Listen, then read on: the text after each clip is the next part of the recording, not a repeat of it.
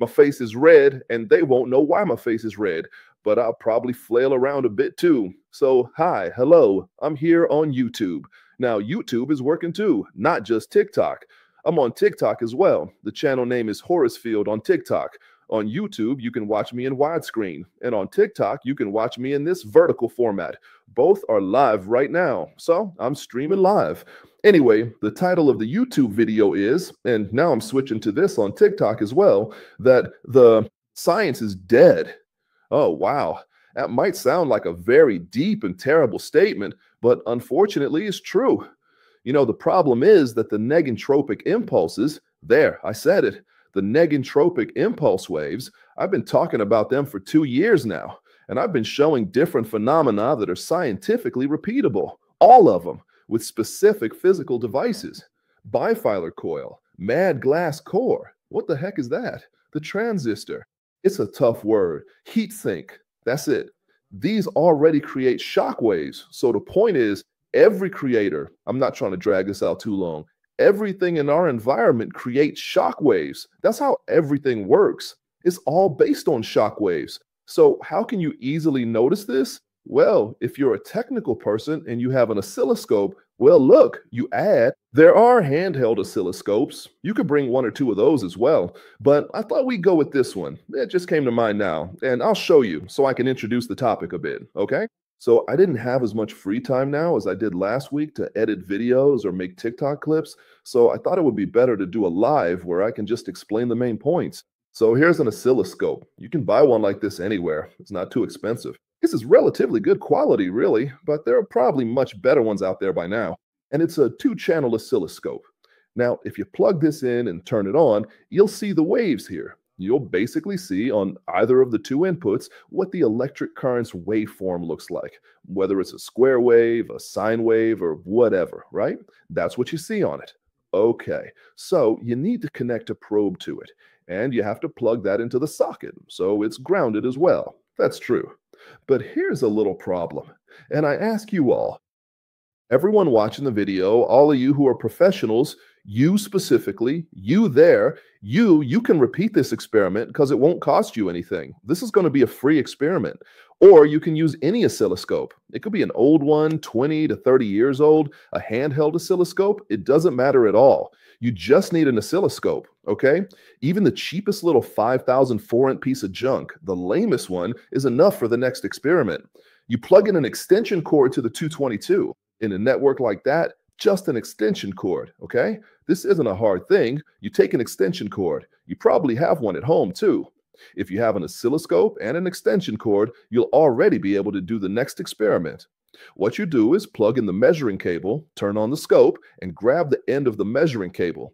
But only the end. Don't touch the negative part. Just let it hang in the air.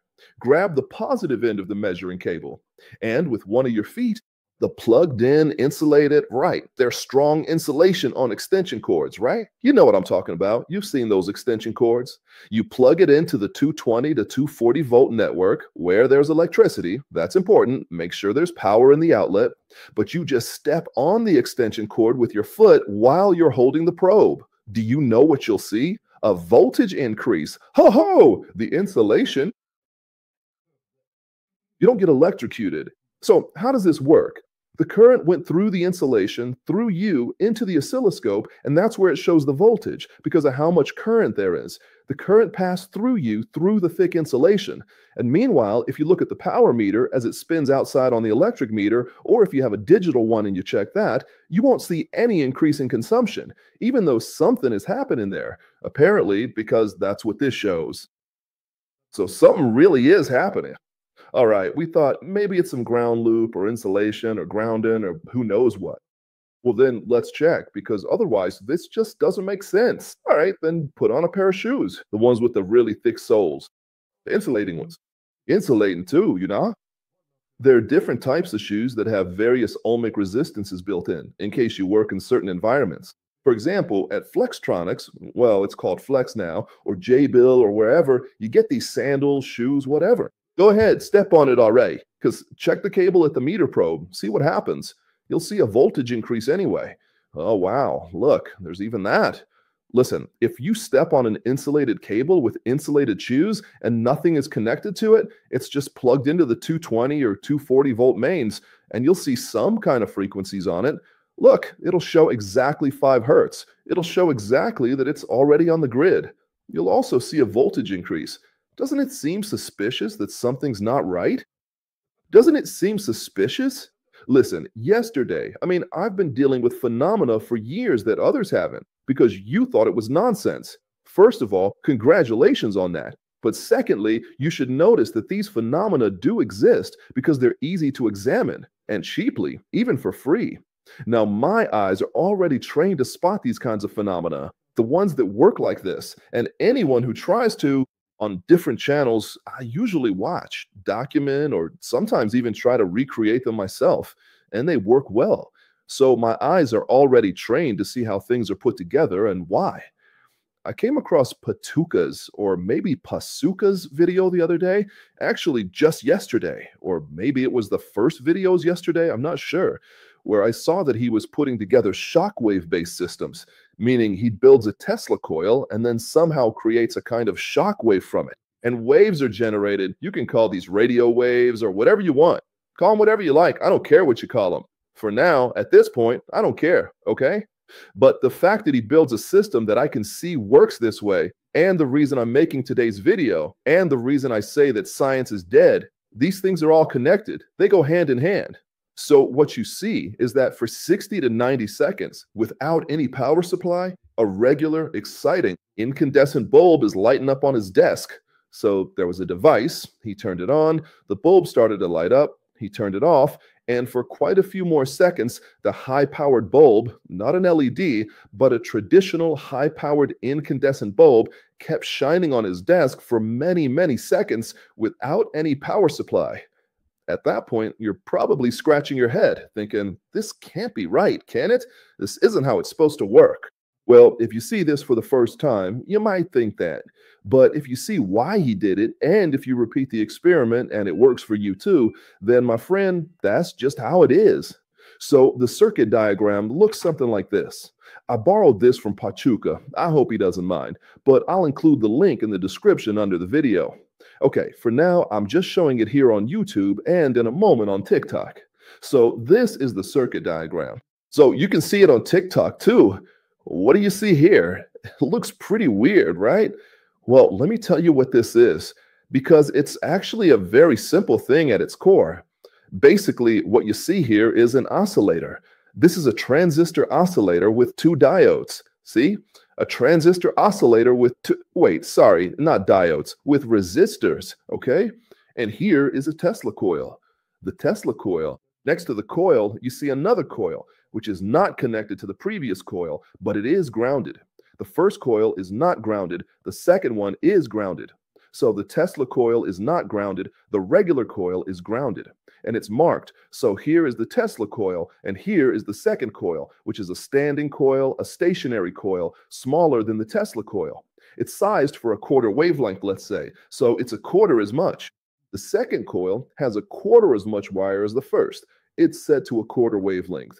After all, we're talking about shock waves spreading out spherically, and accordingly, the distance is marked below, showing how far this coil needs to be from the Tesla coil.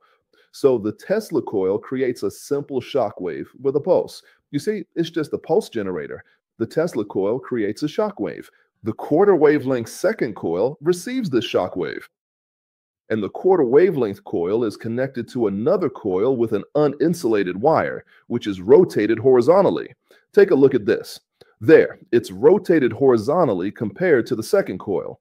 And the winding direction of the horizontally rotated coil, that is, how the wire is wound, is the opposite of the second coil. So, once again, a shock wave comes from the Tesla coil, okay? It reaches the second coil, which has its wire wound in a certain direction. The wire is wound on it in a certain direction. But the third coil is wound in the opposite direction compared to the second coil. By the way, it doesn't matter at all what direction the wire is wound on the first coil. It really doesn't matter. Its only job is to generate shock waves. There's no other task for it. It's that simple. Is it really that simple? Yes, it's that simple. So what happens in this system? What happens is that The second and third coils are connected to each other. You can see it here. I'm showing it here. You can see it. The second and third coils are connected to each other, but the second and the first are not. There's just a gap mark there and it's grounded. So, as I'm showing here, the third coil, which is this one, is not grounded. The second one is grounded. You see, there's a grounding. That one is grounded. It has a certain winding direction, and this one has the opposite winding direction, and the two, one of them, are connected to each other, but not grounded. That's the third coil. I'm showing it here as well. The third coil is not grounded, and its winding direction is reversed. Compared to the second coil, the first one, it doesn't matter what the winding direction is. Right-handed or left-handed, doesn't matter at all. However, the second and third coils must operate in opposite directions relative to each other. What does this achieve? And it's very, very important that the third coil, which is positioned horizontally, is mounted on an acrylic stand. So this third coil, which is horizontal, is placed on an acrylic stand. You can see it. The two coils either work like this, and there are also these coupling coils on the second coil. So here you see coupling coils on the second coil with a capacitor and a light bulb. What happens in this system? In this system, what happens is that the Tesla coils generate a shock wave. This is it. Tesla coils. You generate a shock wave. You could call it electromagnetic or magnetic or electric. For me, it doesn't matter. But eventually you'll realize it won't be all the same to you either once you figure out how it works, because you'll see that it's not electricity and it's not magnetism. Because you stood on the extension cord with insulated shoes and saw that some kind of signal passes through it, which can't be electric and can't be magnetic either. So you saw that this is what's happening. This happens on a large scale too, not just on a small scale, but on a large scale as well. On a large scale, it's a shock wave. If you create a shock wave on a large scale, then this shock wave reaches the second coil, right? It's a simple thing, nothing complicated. It's just that there's a wire wound around it in which electric current will be induced. That's how it is. But the wave doesn't stop at the second coil. This is a shock wave propagating through space-time, passing it on. This shock wave passes it on to this coil as well, towards the third one. Here, a polarized change needs to be made. Polarization. What exactly can be polarized? Light, for example. That's why Dr. Nikola Tesla, the famous inventor and scientist, said that everything is of the nature of light. Was he right? Absolutely. Absolutely, without a doubt. But this isn't some spiritual theory, just so you understand. This is a physical theory based on the principles of science and physics. And why do I say that science is dead? Because more than 2 years ago, I talked about the fundamental phenomena. I attached a complete theory to it. It was clear that the phenomenon works with different devices, with different solutions, and yet everyone was scared shitless. In Hungary, a small group of people joined me, and a few of them tried to share their own insights and ideas about the topic, even offering to give money. But I said, first we need to clarify the basic research to understand exactly, precisely, and accurately how this works. It's that simple. And in Hungary, there was simply no willingness for this. But I have to add, it was the same abroad. So I can confidently say, I can declare, I dare to say that science is dead. What scientific communities have been doing for years, even decades, is a huge question mark for me, especially considering the money they receive. I haven't gotten a single cent of support. I haven't received any state funding or any other kind. Yet we have devices, yet various technologies are accessible. These, for example, utilize these shock waves. Look, there are little spikes on it. It uses the electrophoresis effect, meaning it creates shock waves along the spikes. And if you place something above it, like water, or for example, if a person places it above themselves, say you put this coil on your solar plexus, then this energy inside you gets stronger because these generate negative entropy shock waves, which we're only just starting to think about how we could use. For example, for charging batteries. We already know how to use it for bioregulation. But lately, what a lot of people are interested in first and foremost is how they're going to heat their homes. Why is that, I wonder? How they're going to have heating so they don't freeze? How they'll have enough electricity to make hot water? These are the questions people are asking these days, at least the ones I usually meet. Why is that? Because electricity is cheap and energy is cheap, right? So cheap that anyone can afford it, no matter how much they use. Let's just leave it at that. Really, let's leave it. Why does the first coil keep lighting up for several seconds after we turn off the test coil? Why does the filament bulb keep glowing for several more seconds? Why is that? Well, it's because the shock waves hit it, the second coil, and between the second and third coils, an oscillation starts. That's because the first coil is rotated relative to the second, they're connected by a wire, and the second is wound in the opposite direction compared to the third. So those two coils are connected in opposite directions to each other, which causes an oscillation to start inside. A back and forth oscillation begins inside. Let's put it simply like that. And obviously, there's also a spiral motion and a vortex as well, and a lot of other things too, but that would be way too complicated to imagine. So I'm going to simplify it, even though maybe I shouldn't. And an oscillation starts, a back and forth oscillation, because the energy, that shock wave we're talking about, whenever it encounters anything, it basically creates superconductivity. So the transfer of energy works in it without any obstacles. There are no barriers in it, and you don't need to cool it down to anything. This works whether the environment is warm or cold. It still works. These shock waves still basically mean superconductivity. But since we're talking about superconductivity, there's nothing stopping this energy from oscillating back and forth as many times as it wants. You get it? So this energy came from here. It traveled from the coil in a shock wave-like manner, reached the second coil, and then oscillates back and forth between the second and third coils as if it were quasi-superconductivity. So superconductivity works in it without any obstacles. Well, and to give it a little extra boost, that's why there are capacitors placed at the coupling coil. Where am I pointing now? Here. Here are the coupling coils. Capacitors are placed here. High voltage capacitors, such high voltage capacitors that have low capacitance. It's important that it's low and fast, very fast. Thanks to this, the shock wave keeps oscillating back and forth inside. Still, meanwhile, the capacitors are constantly being charged while the load is discharging them. So you might ask, where does the energy come from? From the phenomenon itself, because we've basically created superconductivity without insanely complicated, expensive $1 million equipment that would cool everything down. It just stands there in your room and it works like this. That's the really big deal about it. That's one of the really big things about it. And I haven't seen anyone put this together in a working form, assembled it with a concrete, precise, and accurate description, explaining exactly how to build it at home. How, with what wire, how many turns, what diameter, what materials. And Pakuka, damn, he wrote it down. So thanks a lot to Pakuka. Nathan in America put together a really good theory behind the phenomenon. The Old Man Builds channel, very nice, very good. But they haven't been able to produce anything quite like this yet. So this polarization effect also plays a significant role in the process. There is a polarization phenomenon as well, which is important to consider, because if you build it, you can see that if I talk to Pakuka, for example, or I talk to Pakuka, the Russian guy, Ravanzo, of course, it would be a surprise. So if this is the case, where am I already with the... Let me think for a moment about how far we've come and what this means in the broader context of our discussion. Third coil. Hold on. Of course, it's not on the top of the head. If I could show it, that would be even better. So a third coil is not horizontal relative to the vertical one. There's a vertical and a horizontal coil. If you set this one horizontally as well, the phenomenon doesn't work. If you don't wind this one in the opposite direction, like the second coil, the phenomenon doesn't work. These things where... Or maybe you are just now coming up with such a question here on TikTok, and that is completely understandable.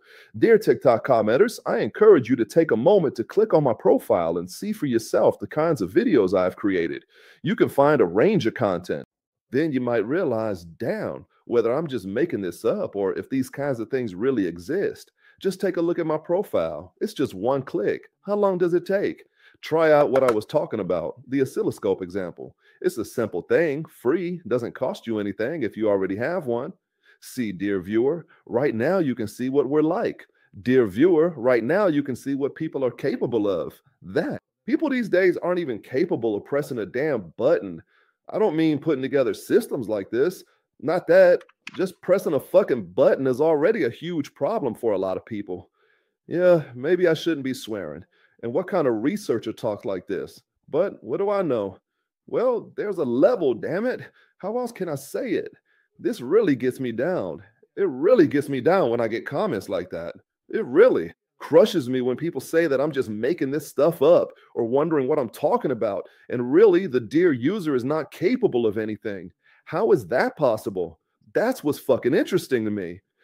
I put together things that most people would say are impossible. And then they go on about how the aliens are coming or the lizard people will steal it or whatever. And I'm like, damn it, it's about something ridiculously simple. It really is. It's so primitively simple that basically, with the basic principles, you can construct, well, let's say more or less, the way reality works.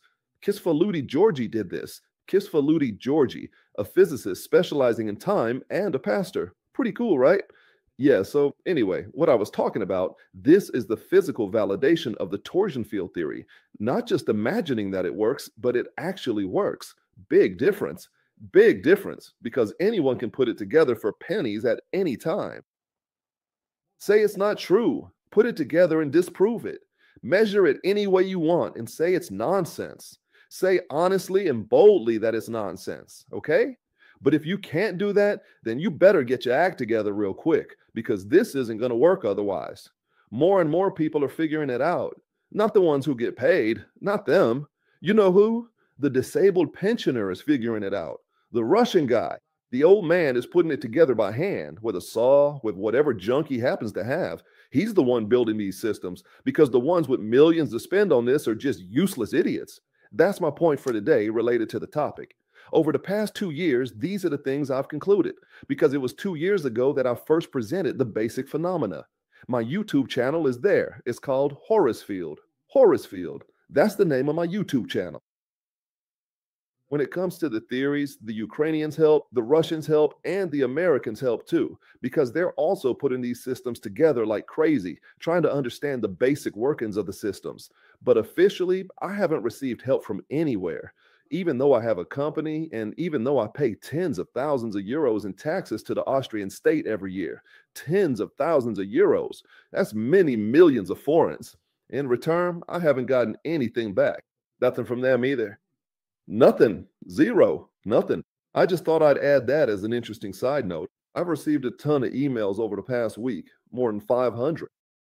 So on Monday, I'm going to try to reply to these emails, and the packages have been sent out. So the packages and ordered products are continuously arriving. They're being sent out all the time. For anyone who writes me an email like, hey, Roland, when am I going to get my stuff or something like that? Just so you know, no response. I don't reply to them. I don't have the time or energy to answer emails like that. You're going to get it. And obviously, when you place the order, you accepted the general terms and conditions. So if you complain afterwards, that's not my problem.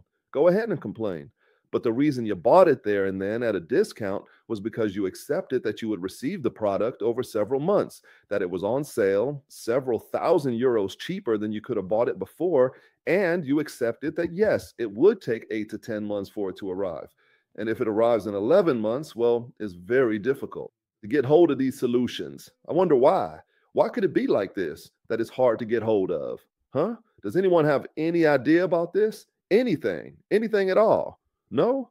What? Sit down and watch a show for crying out loud. So I was really, really happy.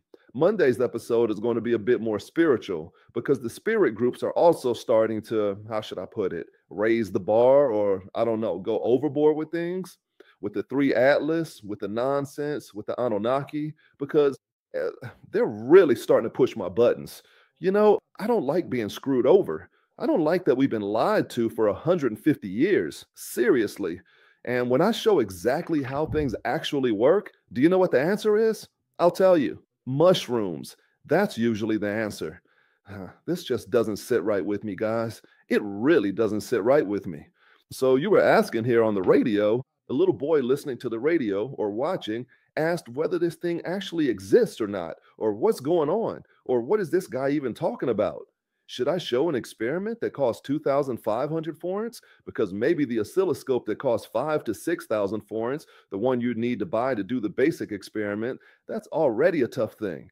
By the way, what I have in my hand here costs me about 5,000 forints. Just saying.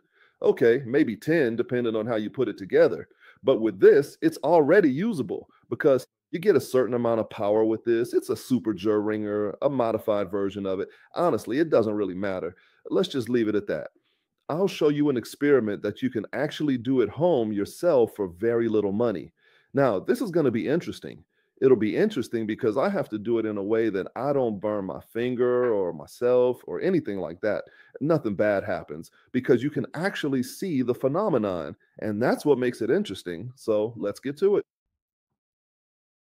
The bear game. Not this either. All right, let's play a little then. I have this charger adapter, see? And I have this plasma ball, a toy plasma ball. There's an insulated cable on it. We're going to create a shock wave with this. Or actually, this is what creates the shock wave, and this one catches it. See? It's insulated. You can see there's insulation on it. It's not weak, definitely not weak. And this is not a very strong transformer. It's a weak transformer, right? Weak. Okay, watch this. Let's plug it into the socket. That was tough. Now, so you can see something better, I'll lower this thing a bit. Cable over. You can see the bed behind me, but that's fine. Well, you still can't see that on YouTube. Just so you can see everything everywhere. That's the point. Simple stuff like this, like this, like this. See? All right, listen. And like I said, this is a basic hardware store kind of thing, so it's not complicated. I just clip this little LED light on the one side. There. Wow, that's really cool. Now, I need to push this back a bit so you can see even more. And then I put an aluminum sheet here. This is just a regular table. Look here. See, there's nothing under it. Okay, no tricks. This is an aluminum sheet. Now let's go ahead and turn it on. As soon as I make contact with it, you can immediately see that it already starts to light up. It's quite noticeable, and you can observe that happening right away. You can see this effect clearly on TikTok, and you can also see it on YouTube as well. And if I touch the aluminum sheet again, you will notice that it lights up even brighter than before. In fact, if I hold the aluminum sheet in my other hand, you can see it. Well, maybe not as clearly on TikTok, but if you look here, you can definitely see the effect. See? It's a pretty interesting reaction, isn't it? It doesn't shock you. This is a simple experiment. If you have any questions about the topic, I'll wait 5 minutes. I'll try to answer your questions. Why was I yelling today? I'll tell you why I was yelling today. Mostly because there's this psychological barrier or whatever the heck it is that I'm trying to push through a bit because the little thing, let's show it, just doesn't work at all. It seems, in fact, that if I don't curse, it works. So now I cursed a little, which means the platforms will probably ban me all over the place. But honestly, I couldn't care less. Anyway, because there are other platforms that work way better than these crappy ones. You know, it takes them years to finally get certain features working properly.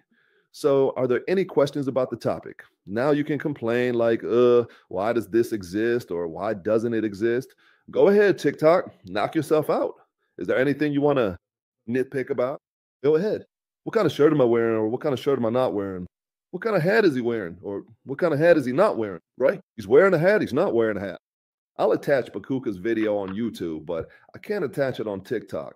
On TikTok, once the live is over, that's it. It's done. You just get the link for yourself. But on YouTube, the recording stays out. Right now, there are 18 people watching me live on YouTube. Thank you so much for the 32,000 subscribers on the channel. That's truly an amazing number. Now it's 19. System, the quality is going up. Quality is what matters. That's what needs to improve. All right, I showed you basic experiments, basic phenomena that anyone can repeat. The whole thing is much more complicated than this. These are just the basics.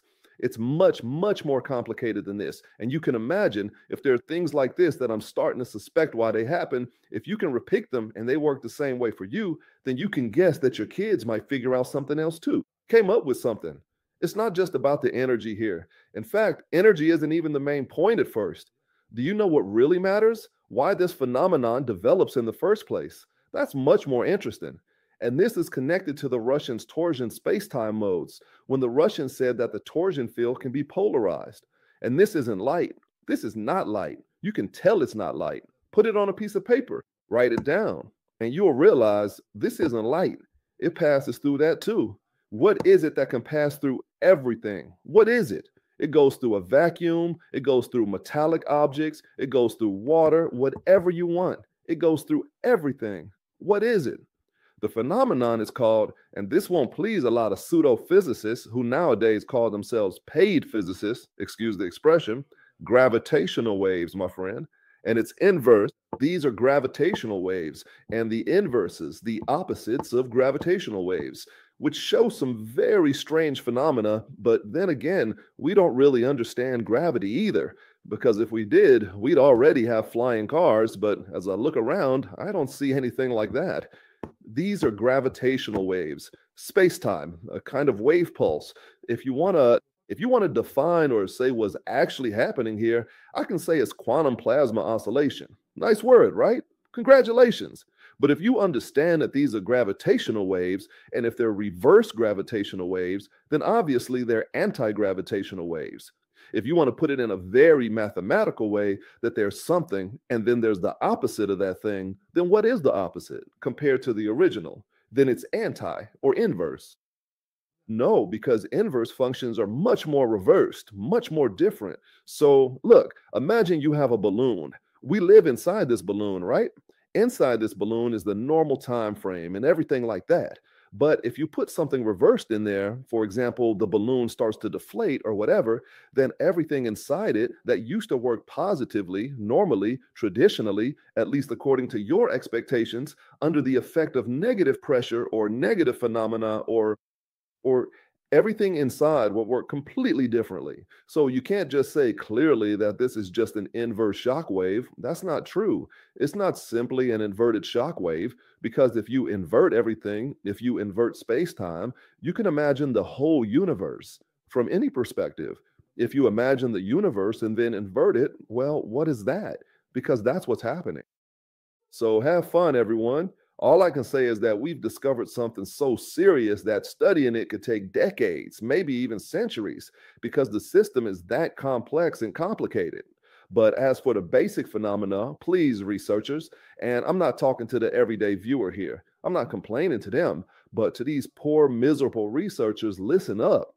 The basic phenomena need to be included in the research. For example, on ResearchGate or other various portals, the basic phenomena need to be uploaded so that others can also get it into their heads that these fundamentals exist.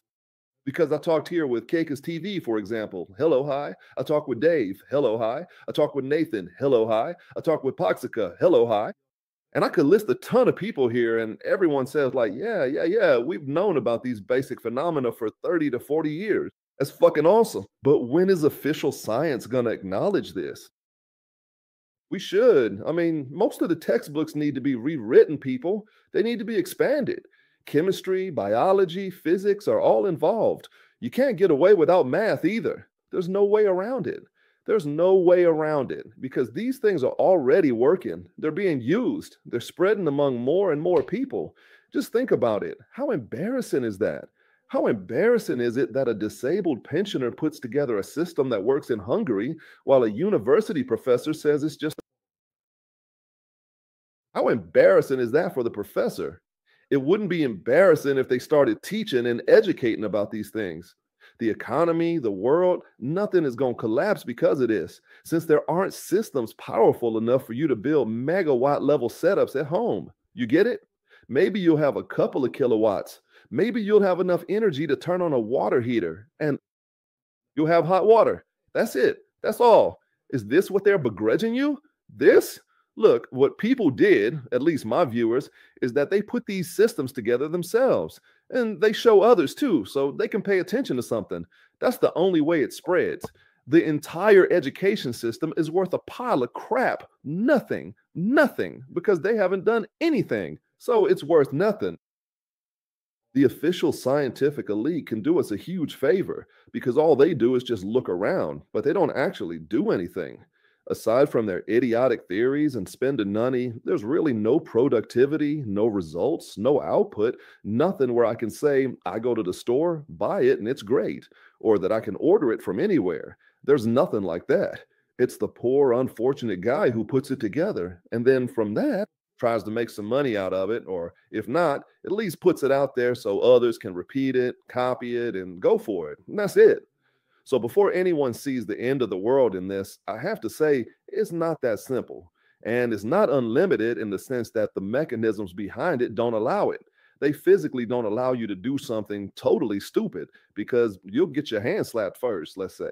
Nature will slap your hand first, and you'll realize that the direction isn't right. But there's no need to be afraid of this. You have to use it. You have to use it. If we don't use these phenomena, these opportunities, then the whole thing just goes in the trash.